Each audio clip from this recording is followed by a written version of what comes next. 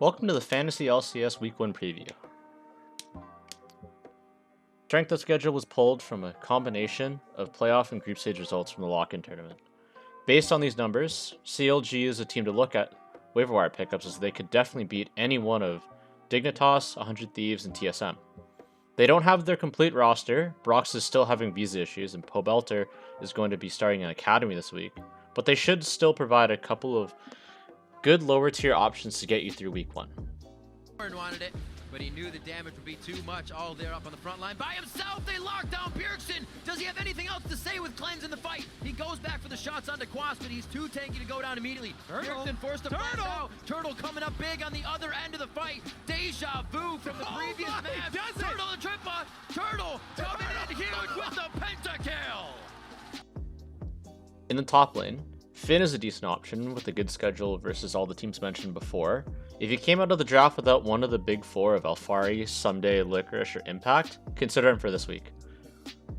In the jungle, if you drafted Brox and are looking for a jungle replacement, Josedeodo, if available, should be picked up as he has the potential to break out this season, coming off of his performance last Worlds.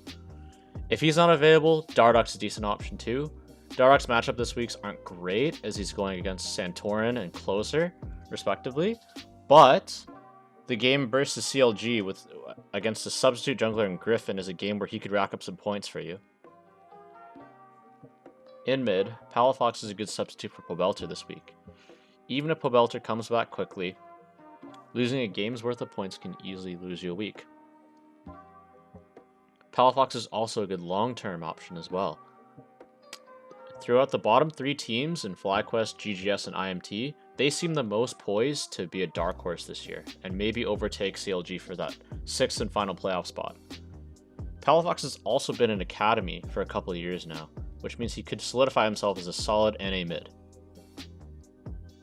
In bot lane, if for any reason Wild Turtle is still available, pick him up. He's one of the most consistent bot laners in the league. For support, Smoothie is a good option this week with a weaker strength of schedule, like I said before. Aftermoo is going up against the Tacticore bot lane this week, and FlyQuest has the hardest schedule with games against TSM, EG, and TL. You should avoid Diamond and Aftermoo this week, but look at them later on. Twice tried to bait it away and then got out. Nicely budgeted there. Here comes the big play. They're all going golden, and here comes the bullet time to surrender the game. A quadra kill. FBI is on the run, and they're gonna give it to him. The Floodlight Ace and a pentakill for Sven. What can't he do? Top lane's champion pool consists of Renekton, Gnar, Camille, Gragas, and Aatrox. Consider picking or banning Alphari's GP as that was his most played during the lock-in tournament. Someday and Impact both prioritized Renekton, while Huni mostly played Gnar and Gragas.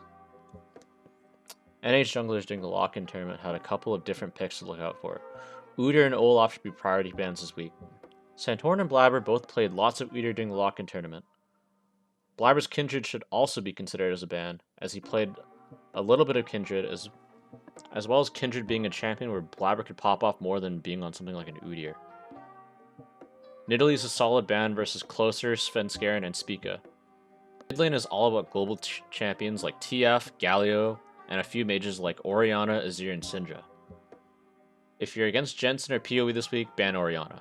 Don't let either of them get a champion that's made to farm KDA in a professional setting. Against Damonte and Perks, Twisted Fate is probably a better ban. Damonte and Jizuke both showed some Rise priority as well, which could be a decent option. ADCs that should be considered are Kai'Sa, Samira, Misfortune, Jhin, and Senna. Definitely and Lost played lots of Jhin during the tournament, while FBI and Sven prioritized Kai'Sa. If you're against Tactical this week, ban his Samira. He showed a big priority to grabbing that Samira early on in Champ Select, taking it 6 times out of the 14 games during the lock-in tournament. Support meta consisted of lots of engaged champions like Alistar, Rel, Leona, and Thresh. Core JJ should have his Leona and Thresh banned, while if you're playing against Vulcan or Huhi, ban their Alistar. Ignar showed priority to Seraphine and Thresh, while Sword Art played a little bit more of Leona and had a notable game on support Maokai.